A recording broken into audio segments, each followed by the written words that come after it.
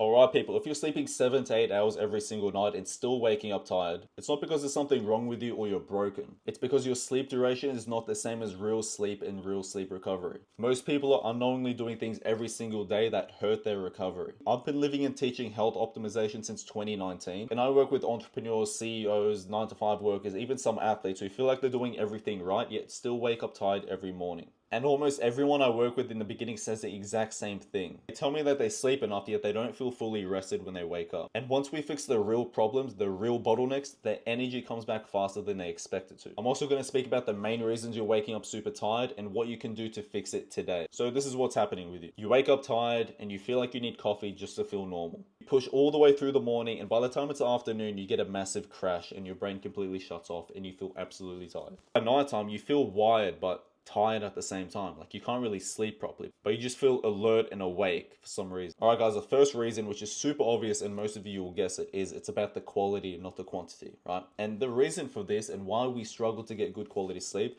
is that the world we live in now just makes it so much harder to get good sleep. We've got a lot of stimulation going on. We've got our phones, we've got our computers, we've got music. A lot of you guys are eating foods way too late because we have light to actually see, which makes us eat later on, whereas back in the day when the sun went down, usually you wouldn't eat anymore.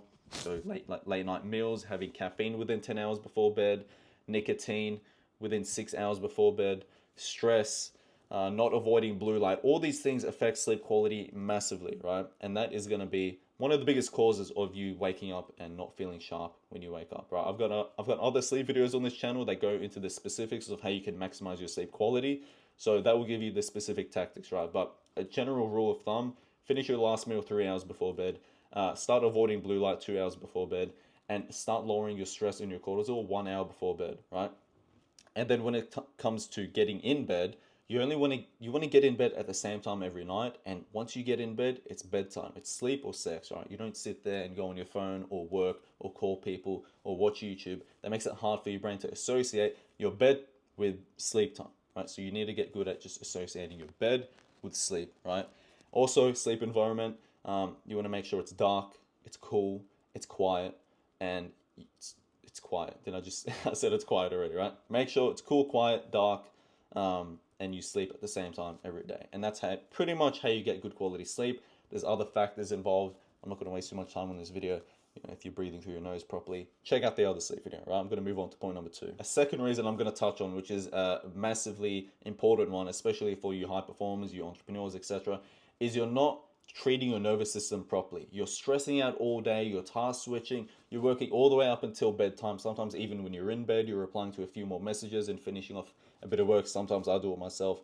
I'm not perfect, right? But what this does is it elevates your cortisol. And when your cortisol is elevated, it takes hours for it to go down. It stays up for a little while, right? It doesn't just go up and you can calm it down straight away. So you need to treat your nervous system properly. Another thing that's going to massively affect your nervous system is under eating calories, which is a big mistake people make. Just a side note, if you're under eating food, by the time it's nighttime, your cortisol is going to be high. You're going to find it hard to go to sleep, right? So that's going to be another thing affecting your nervous system. Another one on top of that, which is affecting your nervous system, having your cortisol high, making it hard for you to go to bed at nighttime, is just vigorous, hard, intense exercise, right? And if you combine that with the stress of work and life, and then you're doing hard, intense, specifically cardio training, you're under eating calories. By the time it's nighttime, no shit, your body's finding it really hard to sleep because it wants you to eat food and just stop dying, basically. So if you find yourself wired but tired at nighttime, and maybe you've been losing weight lately, you probably just need to just chill out and, manage your work time. Don't bring work all the way up until bedtime. Relax on the intense exercise. Do some, deep breathing at nighttime. Even have a late night, small carbohydrate snack. It helps your body get into rest and digest mode, right? That's something that I recommend to my clients. Warm shower, breath work, stretching.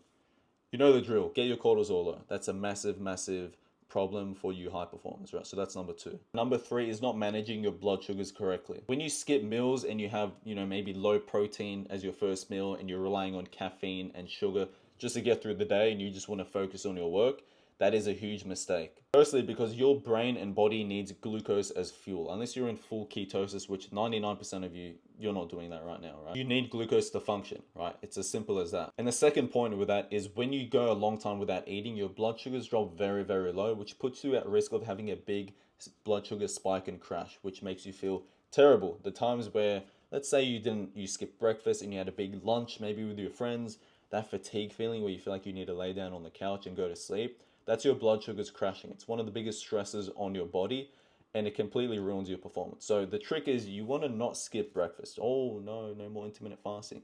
Guys, I know you like intermittent fasting, right? You get a lot of motivation, you can focus better, there's no blood going to your stomach, there's more blood in your brain, you can focus on work better. But what happens after that? Your focus usually goes to about 40% for the rest of the day, right? After you have that first meal, which was me for years, and I made that mistake. But trust me, you're way better off operating at 80% consistently, having breakfast, lunch, dinner, spacing out your meals every 3 to 4 hours. Because when you space out your meals every 3 to 4 hours, you're keeping your blood sugars nice and stable. It's going like this, rather than it going super low and then you're intermittent fasting and then you eat and then you spike and you crash and you feel terrible after that. You want to be eating every 3 to 4 hours with a good balance of protein and carbohydrates in every meal, and then obviously have some fiber and fats in there. That's usually quite easy and comes in automatically, right? So that's number 4 or 3, tip number 4, I think. The next one I want to speak on is just vigorous exercise, right? You need to understand that you need to hunt and rest. You need to give your body the fuel to recover and actually perform. Whereas a lot of you high performers are so anxiously stressed and wanting to do more and more and more. You feel like doing more is going to help, especially when it comes to hormones like testosterone for men. When your cortisol is up, your testosterone is going to be low, right? When your testosterone is high, your cortisol is going to be low. You cannot have them both up at the same time, essentially. So you need to relax on the intense cardio, right? You're just stressing your body, you're zapping your nervous system, and you're lowering your testosterone and you're just depleting your energy, right? So if you combine that with all the other things I'm speaking about, that's going to lead you to feeling tired even when you sleep enough, right? Because I used to make this mistake so many times. I used to burn out every 3 days. You know, I was insanely ambitious. I wanted to, I had a 9 to 5 job. I wanted to get steady cash flow from. I was building a business. I was training a lot for fighting and really getting into that. That was a big priority. I was also learning books and doing morning and night routines. And on top of that, I was intermittent fasting. I was under eating calories accidentally most of the time. And it just led me to waking up and feeling like my body is just cooked. And I would still push myself to do like an ice bath and a cold shower. But let me tell you, like a lot of that pain would have been unavoidable. My performance would have been so much better. My health would have been so much better. Training sessions would have been better. My focus sessions would have been a lot better. I was just pushing through on determination, which a lot of you guys might be going through now.